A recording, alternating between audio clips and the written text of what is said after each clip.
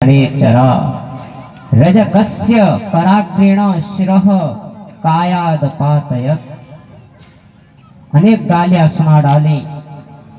अरे जंगली, जंगलों में गायों के पीछे भागने वाले, तुमने पूरी जिंदगी गायों के पीछे भागते भागते निकाल दी, और अब राजसी जो वस्त्र हैं वह तुमने कभी देखे तो है नहीं, अब भीख की तरह मांग रहे हो, शर्म नहीं आती?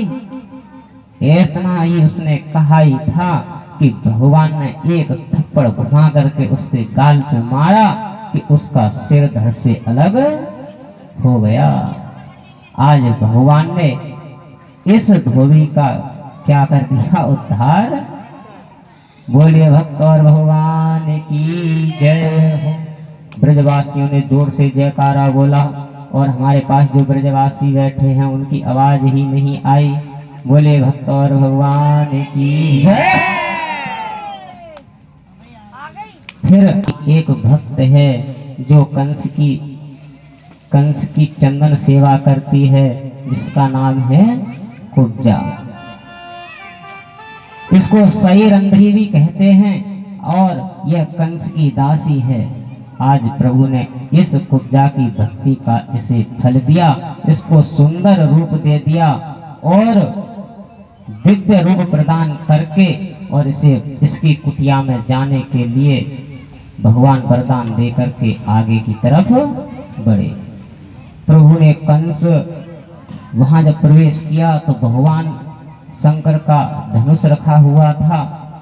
आप सबको पता है, भगवान ने उस धनुष के भी दो टुकड़े किए, आगे बढ़े, हाथी और महावत का भी उद्धार किया।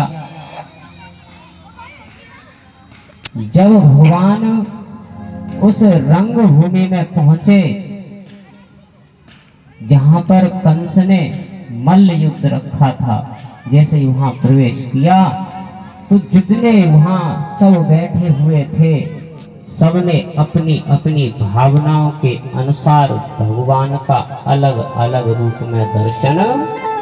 अब सुखदेव भगवान बोले, परीक्षित थोड़ा आंखें बंद तो करो, दर्शन करना चाहते हो, एक बार उस दिव्य झांकी के दर्शन तो करो। परीक्षित जी ने आंखें बंद की और उस भगवान के दिव्य रूप का आज दर्शन किया।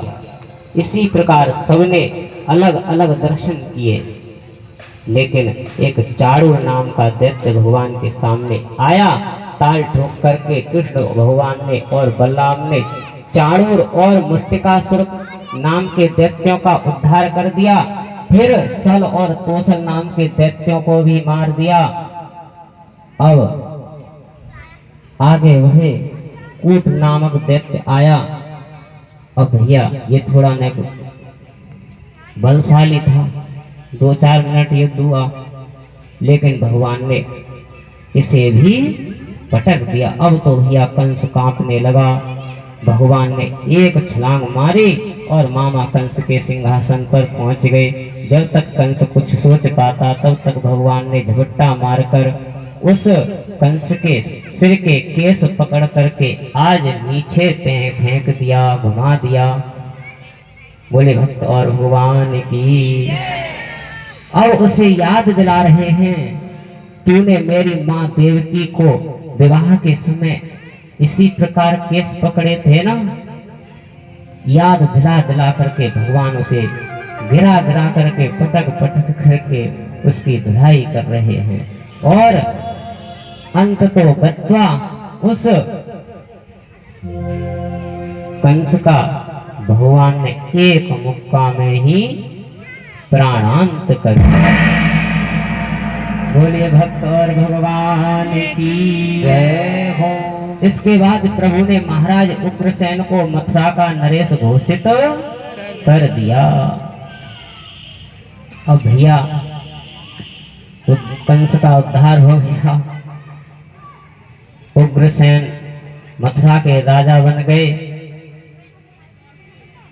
इसके बाद सब एकत्रित हुए वसुदेव के पास आकर सारे रहस्य को जानने के बाद दोनों बालकों को बलराम और कृष्ण को वसुदेव जी के हाथ में सौंप करके ब्रजवासियों के साथ अपने वृंदावन धाम को नंद बाबा ने